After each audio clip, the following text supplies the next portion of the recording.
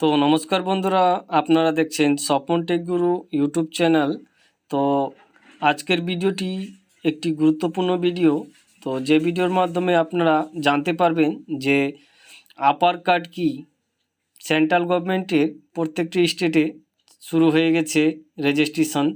এই কার্ড আপার কার্ড কি। তো যেমন করে আমরা আধার কার্ড আমাদের বাড়িতে যতগুলো সদস্য রয়েছে সবার প্রয়োজন, তো এই আপার কার্ড কি ফ্যামিলি সবারই প্রয়োজন। তো তাই আমি বলবো যে এই আপার কার্ড কি এবং এই কার্ড কিভাবে রেজিস্ট্রেশন করবেন এবং এর কাজ কি।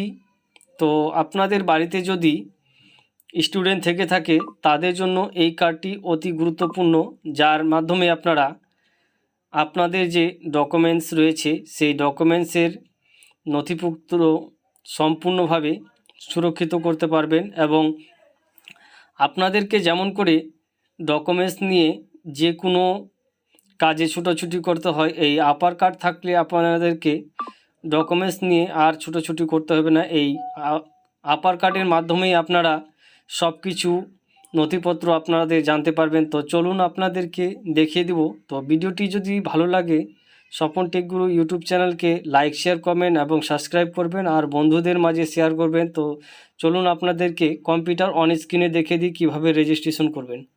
এর জন্য আপনারা আপনাদের ক্রোম ব্রাউজারে গিয়ে সার্চ করবেন wbabc.gov.in, এরকম ওয়েবসাইটে গিয়ে সার্চ করবেন। সার্চ করার পরে এরকম ইন্টারফেস দেখতে পারবেন। এই ইন্টারফেসটি দেখার পরে আপনাদের এখানে মাই লেখা আছে, দেখতে পাচ্ছেন যে academy bank of credit ABC.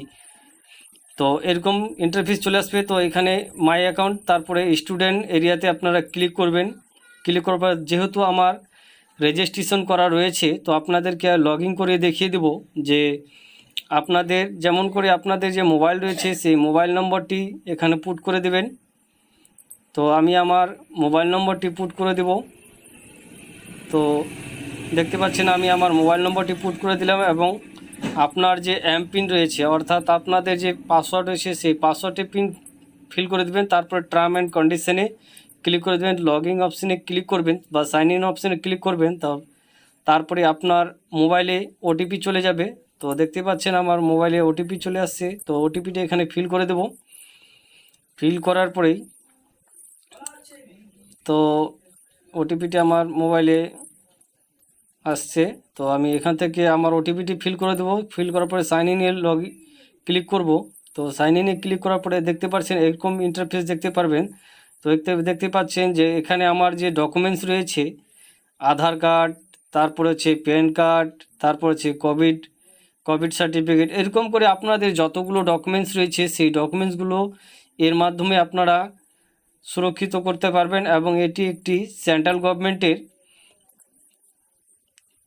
প্রমাণপত্র হিসাবে যে আপার কার্ড। তো এই আপার কার্ড সম্বন্ধে আপনাদেরকে জানিয়ে দিলাম। আরও কীভাবে আপনারা ডকুমেন্টস আপনাদের যেরকম মার্কশিট হচ্ছে, তারপর হচ্ছে অ্যাডমিট কার্ড, বিভিন্ন রকমের যে নথিপত্র রয়েছে এই নথিপত্র সাবমিট করে রাখতে পারেন।